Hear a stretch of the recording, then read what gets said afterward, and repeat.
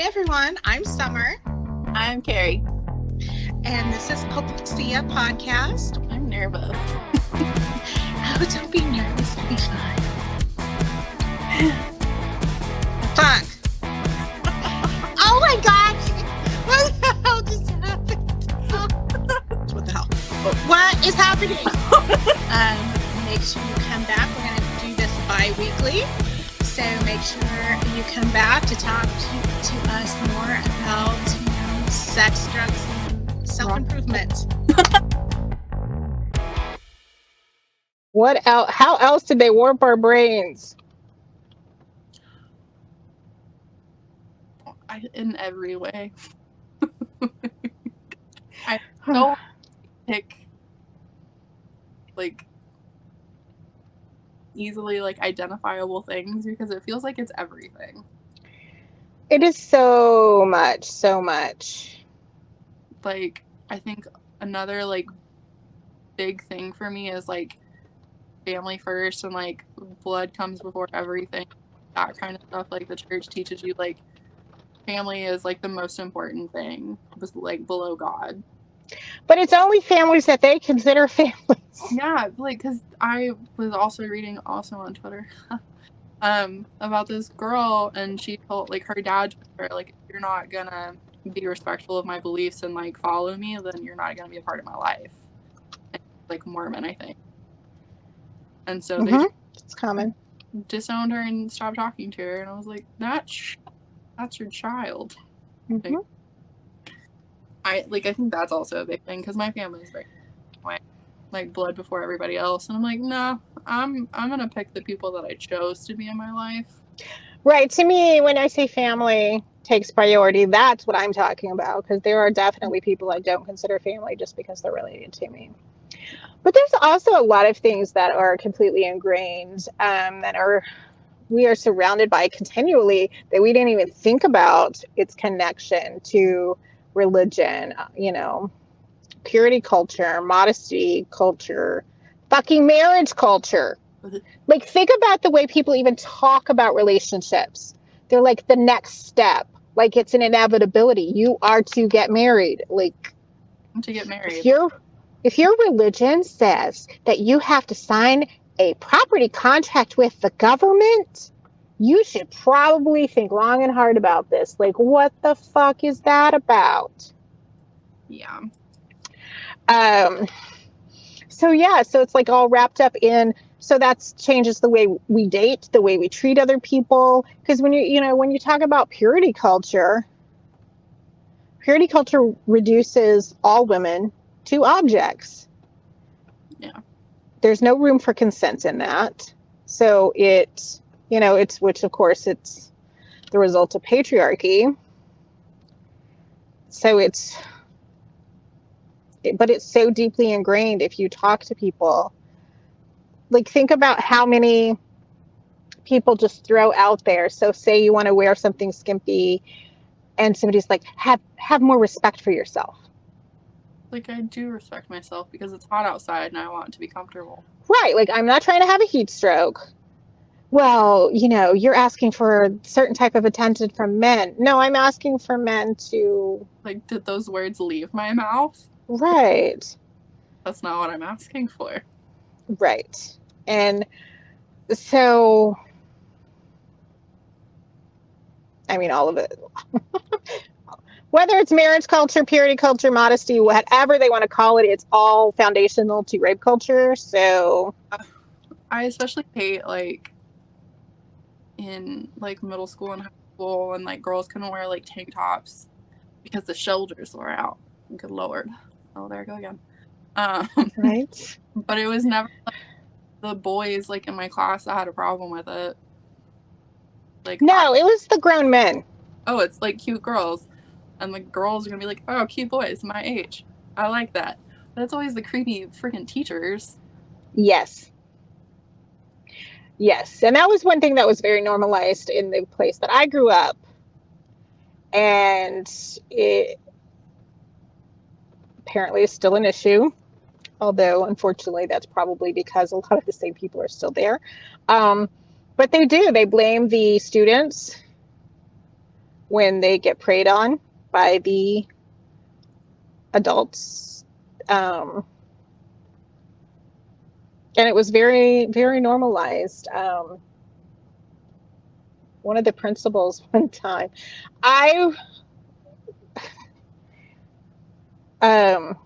he was always getting on to me for my shirt being too short. It was the 90s, you know, the midriff tops were in, right? Like they are now. And I'm like, just give me a whole shirt, please. And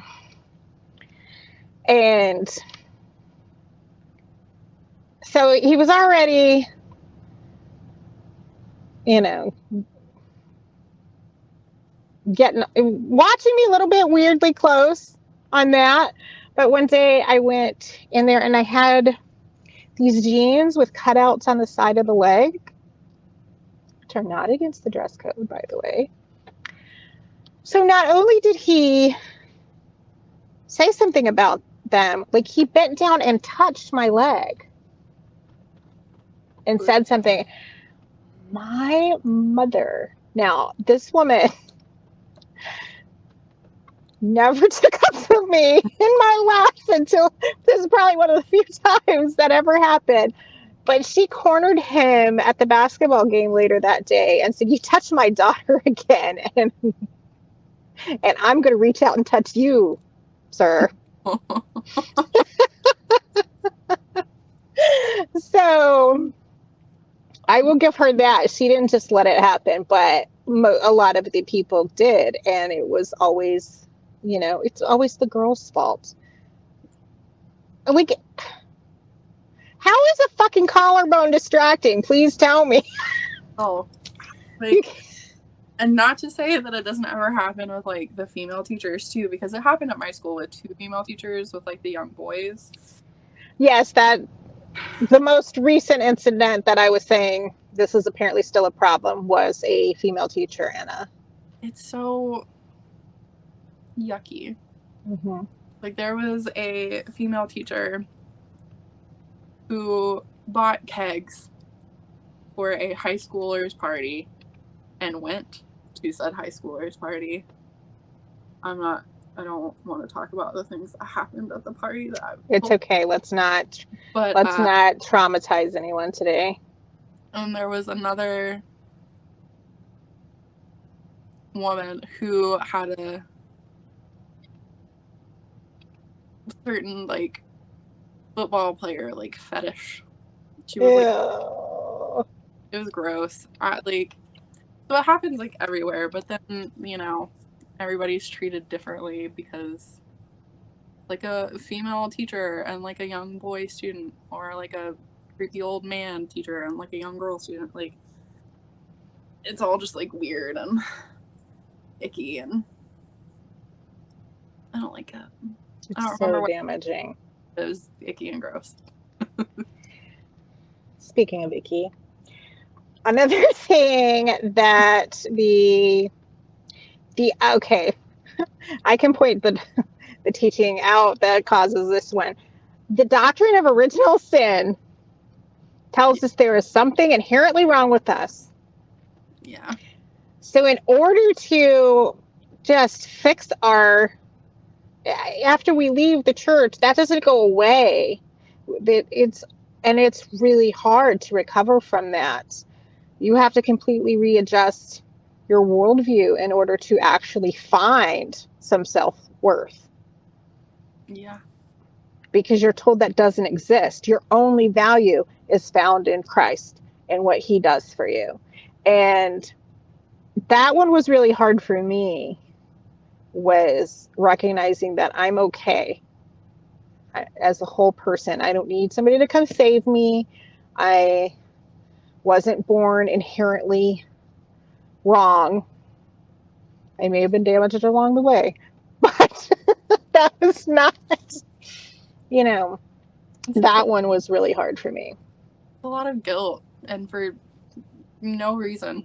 Like, no reason at all. Like, they always talk about, like, how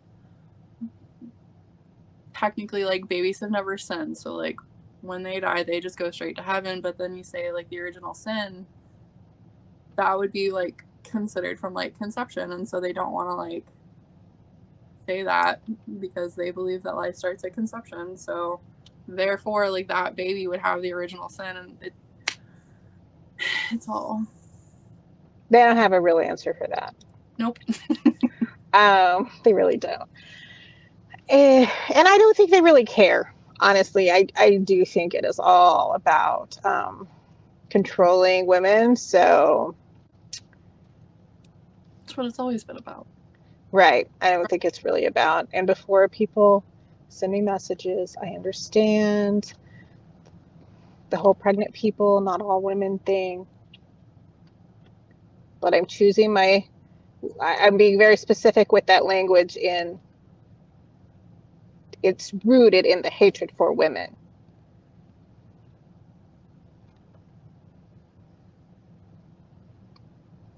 If that makes sense. But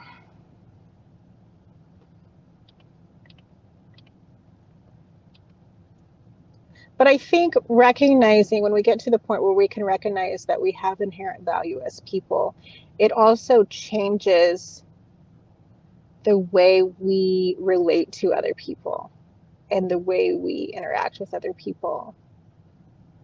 And I think that was a very positive thing for me. I agree. I say it all the time. My parents are way better fucking people when they haven't been going to church. I feel like that's true for like a lot of people, because like my grandparents used to be like way worse than they are now. Still, but they haven't been to church in a long time because they keep my nephew on the weekend, so they can't take him to church. Little to wrangle for them. Yeah, and become like a lot nicer. Right, like they're more compassionate and understanding people. I did go over there the other day and saw his Bible was down, so he's been reading it at night. I'm like, oh no. So let me tell you a story about someone who tried to convert me recently. And he's like, Jesus is coming back. Jesus is coming back. And I'm like, and he's like, he believes the only reason he got saved that he didn't die when he got hit by the car was because of Jesus. And he's like, think of how many other lives we could save if we could just, get people to understand Jesus is coming back. And he's like, you don't believe me? He's crying. He's like, you don't believe me? And I'm like,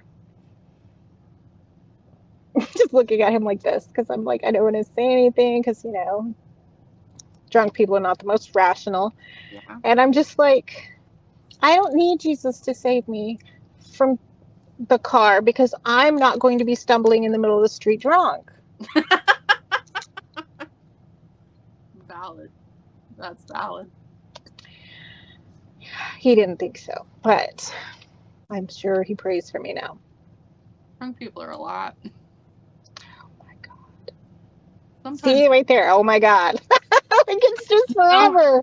I kind of like, oh, sweet baby Jesus all the time, but not because of Christianity, because of Talladega Nights. Right? Newborn baby Jesus. Oh, right. Not the teenage one. Teenagers are terrible. Could you imagine teenage Jesus? The rebellion. I mean, there's a reason there's a gap in there, what we know he was doing. Could you imagine having God as your dad and you're rebelling against God, your dad? That would be great. I mean, isn't that basically what the entire show Lucifer was about? You didn't watch Lucifer? Watch it, you'll love him. The way they did the character development with him, he's hilarious. I think you'll like him. He's a lot of fun. Things to watch. It was very cute. He says, "Oh my dad," instead of "Oh my God." All right. So should we move to the next topic? Yeah. Okay. So let's start with. So it's Banned Books Week. Did I say that right? Banned Books Week. So go read some banned books because fuck fascism. Yeah. And so what have you been reading lately, Corey? Corey, I'm sorry, I was talking to Corey earlier. Carrie. My brain is still over there. I've been trying to read more, and I'm trying to like ease myself back into it. I need to go download some books to listen to while I'm working. But before I do that, I'm reading this book.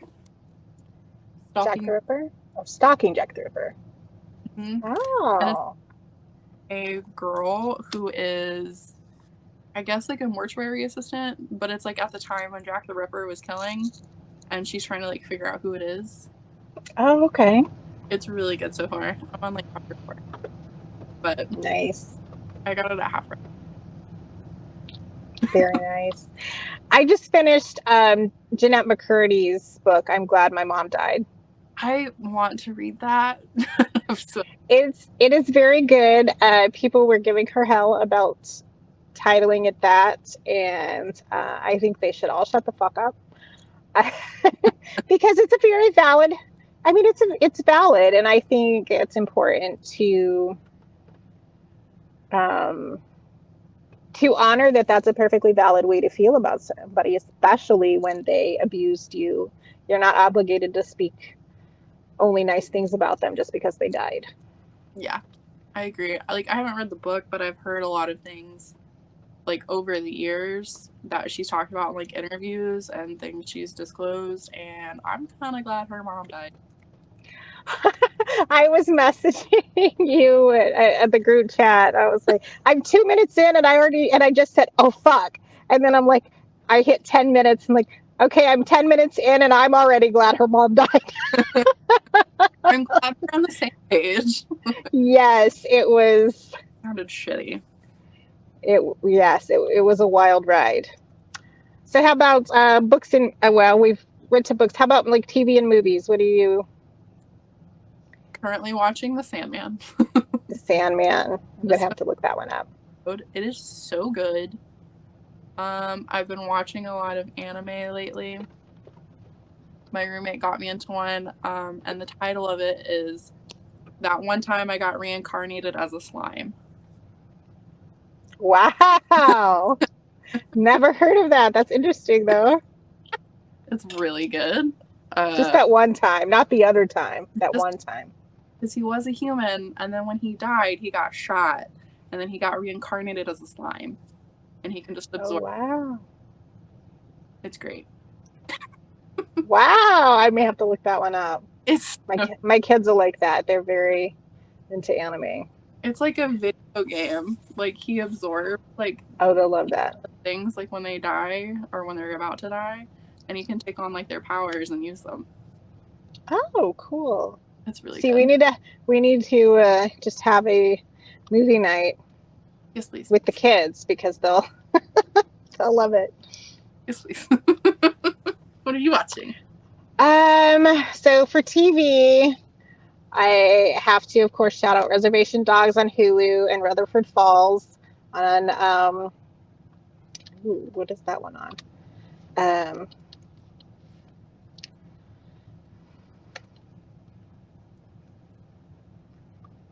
Rutherford Falls on Peacock.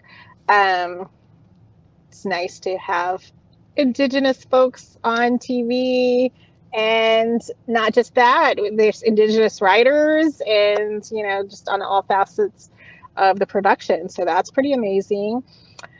I also watched Prey, which is a prequel of The Predator. And if you watch that, you have to watch the Comanche dub with the English subtitles, just because it's better that way. Plus, I'm telling everybody to do that because I want the numbers to show that there is a demand for that, for movies in our languages. So, but it really was a pretty good movie. It's on Hulu too. It went straight to Hulu. But it was pretty good. See an Indigenous woman as the lead and as the hero in the movie. So that was kind of fun. I love it. I'm gonna have to add that to my list. I have a running list of things that I need to watch.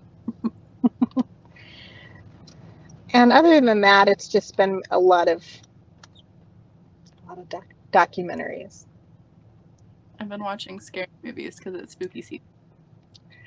I haven't gotten all the way into the spooky seasons yet. I watched like Death Becomes Her the other day, which is always fun. We're scaring the shit out of ourselves because we're convinced our house is haunted. I mean, it probably is, but It's scary. my 10-year-old was watching Annabelle several weeks ago and gave himself nightmares. So I haven't gotten to watch really scary movies since because I don't want him having nightmares.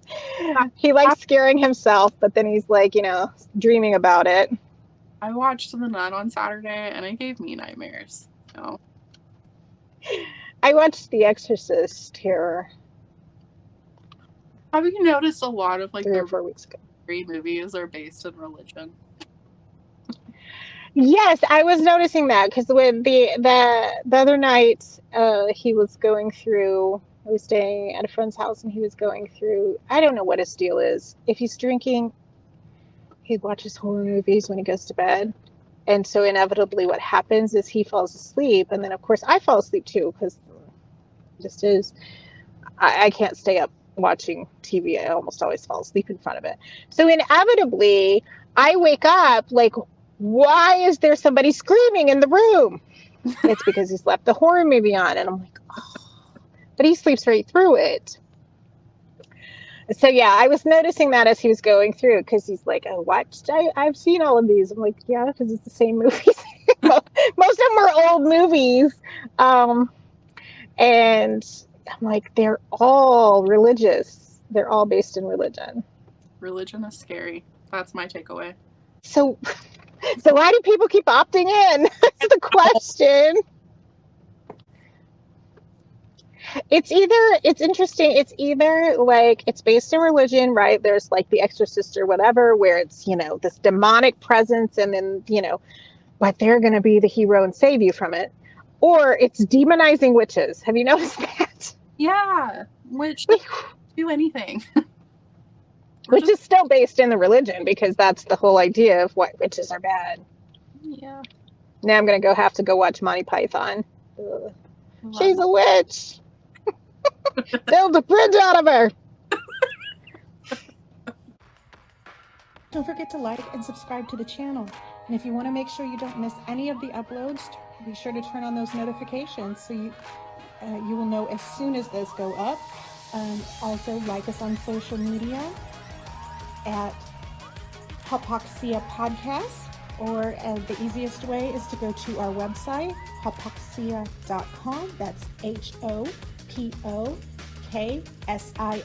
HOPOKSIA.com. And the links to all the socials and all the podcast feeds are right there. And we just want to thank you all for sharing your time with us, hanging out with us, and we hope to spend more time with you in the future.